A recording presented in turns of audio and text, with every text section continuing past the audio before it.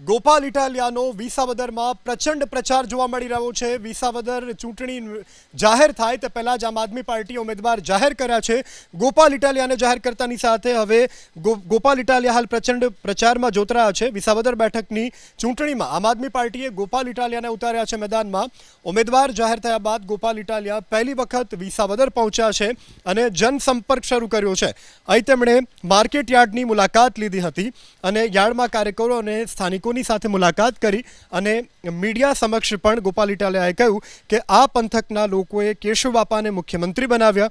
કેશુબાપાને મુખ્યમંત્રી પદેથી ઉતાર્યા બાદ આ પંથકના લોકો ભાજપને ક્યારેય જીતવા નથી દીધું। ગોપાલ ઇટાલિયાએ વિશ્વાસ વ્યક્ત કર્યો છે, મને વિસાવદરના મતદારોનો આશીર્વાદ મળશે।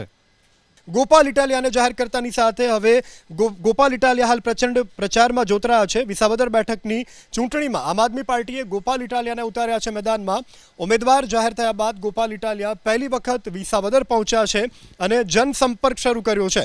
અહીં તેમણે માર્કેટ યાર્ડની મુલાકાત લીધી હતી અને યાર્ડમાં કાર્યકરો અને સ્થાનિકોની સાથે મુલાકાત કરી અને મીડિયા સમક્ષ પણ ગોપાલ ઇટાલિયાએ કહ્યું કે આ પંથકના લોકોએ કેશુબાપાને મુખ્યમંત્રી બનાવ્યા।